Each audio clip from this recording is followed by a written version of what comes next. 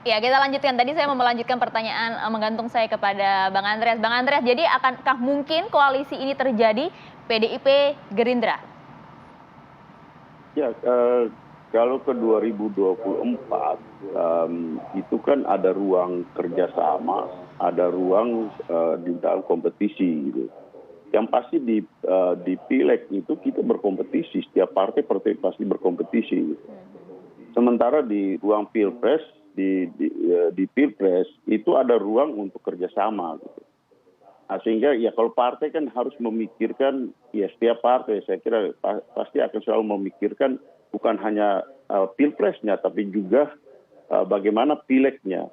Sehingga di dalam proses itu ya tentu mempertimbangkan apa faktor elektoral yang akan diperoleh oleh partai di dalam melalui pilpres nanti gitu. Saya kira pertimbangan-pertimbangan ini akan dilakukan oleh semua partai. Sehingga proses pencalonan pilpres itu akan sangat erat kaitannya dengan bagaimana partai memperhitungkan aspek elektoral. Sehingga ya seperti yang dikatakan oleh Mbak Puan sendiri bahwa ada wilayah di mana kita bertanding, ada di wilayah di mana kita bisa bersanding gitu. Sehingga komunikasi-komunikasi seperti ini penting, perlu dilakukan, terutama dengan ya partai, ya Pak Prabowo sebagai pribadi maupun sebagai ketua partai, untuk membuka ruang-ruang komunikasi sejak awal sehingga kita bisa kemungkinan untuk melakukan kerjasama ke depan itu bisa dilakukan. Bahwa pada saatnya nanti akan diputuskan, dan di PDI Perjuangan kan kita tahu bahwa ya wilayah pengambilan keputusan itu ada di ketua umum gitu. Itu yang disampaikan juga oleh Mbak Puan. Baik, ruang komunikasi masih terbuka, silaturahmi juga dijalin begitu, harapannya bisa panjang begitu. Mas Dedi, kalau melihat dari PDIP dan Gerindra ini kan historinya ya gampang lah untuk mencair, untuk menyatu, untuk bersanding. Di tahun 2009 pernah Prabowo dan juga Megawati, kemudian juga sama-sama garisnya nasionalis begitu. Terulang lagi nggak nantinya di 2024? Ya, sebetulnya kalau kita lihat dari perjalanan politik antara PDIP dengan Gerindra, peluang untuk bersanding itu lebih kuat dibandingkan mereka harus bersaing. Itu satu poinnya. Kenapa? Karena politik itu kan pada dasarnya akan selalu cair. Lebih lagi di 2024 ini kalau kita lihat komposisi tokoh masing-masing yang punya potensi maju misalnya, itu tidak ada yang sangat dominan. Artinya ketika Puan Maharani kemudian diajukan oleh Ketua Umum, bahkan diberikan mandat untuk melakukan safari politik, ini sebetulnya secara internal PDIP sebetulnya sudah mengkonfirmasi tentang sinyal besar juga ini ya? Puan. Iya. Terlebih kalau kita lihat misalnya dari sisi kapasitas, bahwa Puan ini punya kesetaraan atau bahkan mungkin bisa lebih unggul dibandingkan kandidat yang lain. Salah satu contoh misalnya, Puan sudah pernah menduduki jabatan-jabatan strategis, misalnya di jabatan publik sebagai Menko PMK, kemudian sekarang juga memimpin di parlemen. Artinya sebagai salah satu pimpinan bangsa ini, Puan saya kira punya kans untuk kemudian bertanding di 2024. Nah sekarang adalah PDIP sedang menguji saja apakah kemudian ketika PDIP nanti di akhir 2023 misalnya harus mengusung Puan Maharani sebagai satu-satunya tokoh potensial dari mereka, mereka punya legitimasi. Tapi seberapa kansnya, seberapa besar ini Mas keterusungan dari Puan nantinya? Kita bisa lihat dari dua hal misalnya. Satu adalah kemampuan partai politik mengusung. PDIP itu termasuk satu-satunya partai politik yang tidak perlu mitra sebetulnya. Bisa mengusung sendiri. Bisa mengusung sendiri. Tetapi karena politik itu tidak bisa kemudian hanya mengandalkan diri sendiri karena mesin partai itu diperlukan. Apalagi kalau nanti tiba-tiba terjadi dua koalisi. Tidak mungkin PDIP sendiri. Harus mencari mitra yang sama kokohnya. Nah sementara di pihak Gerindra ini juga menarik. Satu sisi dia berhasil memiliki suara terbesar kedua. Suara ya, bukan kursi ya. Ditambah juga dengan kemampuan Prabowo Subianto yang punya daya elektoral terhadap partai politik. Termasuk daya elektoral terhadap koalisi. Maka mau tidak mau ketika pertemuan ini terjadi, PDIP dengan Gerindra kemudian memiliki satu kesepemahaman begitu, mereka memiliki dua modal itu. Satu modal kekuatan partai, dua modal elektabilitas dari tokohnya. Puan itu kalau membaca elektabilitas Puan kan tidak bisa membaca elektabilitas personal. Karena PDIP punya loyalitas yang cukup kuat. Artinya siapapun lah yang diusung oleh PDIP, besar kemungkinan akan mendapatkan ceruk suara yang cukup besar. Nah, disinilah kemudian peluang sekaligus potensi itu.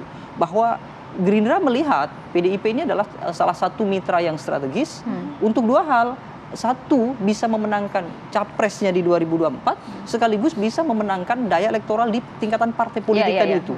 Artinya ketika koalisi ini misalnya berhasil masuk gitu ya, lebih lagi misalnya tidak ada perubahan bahwa PDIP dengan Gerindra kemudian PKB tetap berada di situ, mau tidak mau mereka bisa menguasai parlemen di 2024. Kenapa? Karena semuanya adalah mayoritas kira-kira. Karena menarik religius nih akhirnya menang ya di 2019, 2014 sejarahnya gitu ya. menarik juga. Iya, nah itu menjadi satu poin yang mungkin bisa kita anggap sebagai bonus lah. Kenapa? Karena kelompok nasionalis kan sudah jelas. Kalau tidak ke Gerindra ya ke PDIP. Nah, kelompok-kelompok yang di PKB ini ketika mereka dihidupkan lagi sense identitas sebagai kelompok Nahdliyin misalnya, maka mau tidak mau mereka akan bisa berkoalisi dengan sangat kuat. Kalau begini nanyanya ke Bang Ferry. Bang Ferry, jadi menarik Bang kalau kita lihat begitu ya, nanti jika ada betul koalisi terjadi PDIP, Gerindra, PKB juga, nasionalis, religius, kulturalis. Nah, bagaimana Bang Ferry? Ya, seperti yang disampaikan Pak Prabowo, bahwa semuanya jadi mungkin. Dan kalau Pak Prabowo sendiri, kan pertama hasil survei dari lembaga-lembaga survei menempatkan Pak Prabowo Subianto menjadi salah satu tokoh calon presiden yang teratas gitu.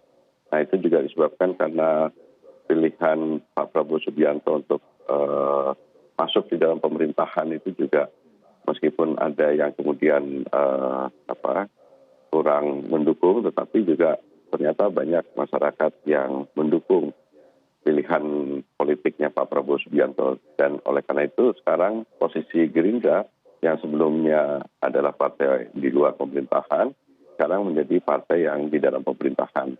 Dan oleh karena itu ini juga menjadi modalitas yang penting untuk bisa menjadikan terutama Partai Gerindra untuk bisa meningkatkan perolehan suaranya dalam pemilihan legislatif, tapi bagi Pak Prabowo Subianto dalam konteks pilpres juga akan memudahkan dalam rangka untuk menggalang koalisi dengan partai-partai lain ya, seperti yang sudah kita ketahui dengan Partai Kebangkitan Bangsa.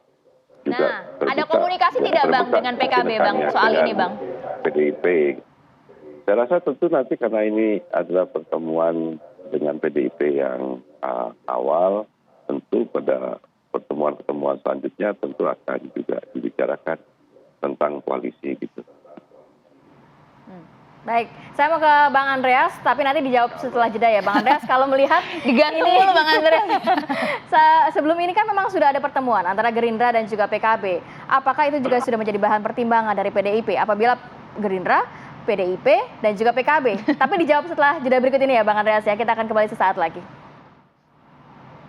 Ya, kembali di Apa Kabar Indonesia Pagi. Saya langsung kembali ke Bang Andreas. Bang Andreas, sebelum ada pertemuan antara Prabowo dan juga Puan ini, kan sudah ada pertemuan Prabowo dan juga Caimin, PKB begitu. Sudahkah ini juga menjadi perhatian nantinya dari PDIP, Gerindra, dan juga PKB? Ya pastilah, tentu. Pertemuan itu kan bukan pertemuan antara Gerindra dan PKB, itu kan bukan pertemuan tertutup kan yang disiarkan secara publik. Saya kira seluruh bangsa Indonesia ini memperhatikan itu gitu. Ya termasuk tentu di PDI Perjuangan juga gitu. Baik secara publik maupun secara politis gitu, dalam arti bahwa ya kita juga menghargai apa yang sudah dilakukan oleh Gerindra dan PKB. Tentu ada poin-poin kesepakatan yang sudah dibuat. Seperti yang tadi ya baik Bung Ferry katakan maupun juga oleh kedua tokoh Pak Prabowo dan Mbak Puan, bahwa pertemuan seperti ini kan adalah pertemuan untuk membuka ruang-ruang komunikasi gitu. Sehingga ya kalau sudah ada ya kesepakatan mungkin antara PKB dan Gerindra, tidak berarti bahwa pertemuan Mbak Puan dan Pak Prabowo itu akan kemudian memotong semuanya gitu. Bahwa makin besar kita membuka ruang komunikasi akan lebih baik dalam konteks kerjasama untuk gotong royong, membangun kesepahaman, untuk melihat bahwa bagaimana kita berkontestasi di dalam pileg, tapi juga bisa bekerja sama di dalam pilpres ya untuk membangun, melihat, mencari pemimpin yang bisa menjawab tantangan-tantangan yang kita hadapi sebagai bangsa ini gitu. Saya kira disitulah poin-poin kenegarawan yang muncul dari para pemimpin ini, sehingga dengan demikian ini mempunyai manfaat dan kemaslahatan untuk kepentingan bangsa dan negara.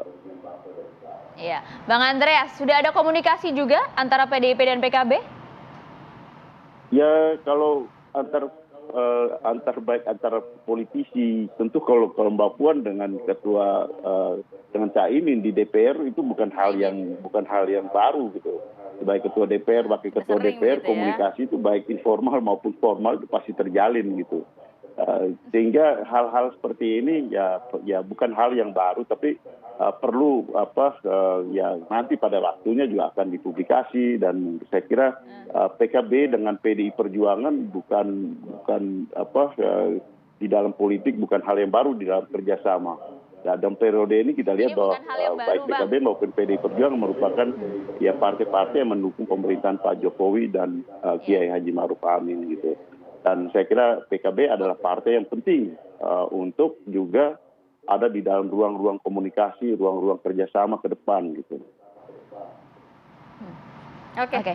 Terakhir mau ke Mas Dedi. Mas Dedi melihat ini juga masih 2024 begitu ya, masih mungkin apapun mungkin terjadi, masih cair di balik pertemuan ini. Mungkin apa yang bisa menjadi sorotan dari Mas Dedi? Ya, secair-cairnya situasi sekarang, tokoh-tokoh yang punya potensi terusung kan sudah clear sebetulnya. Di PDIP ada Puan Maharani sebagai satu-satunya tokoh paling unggul begitu. Kemudian di Gerindra ada Prabowo Subianto.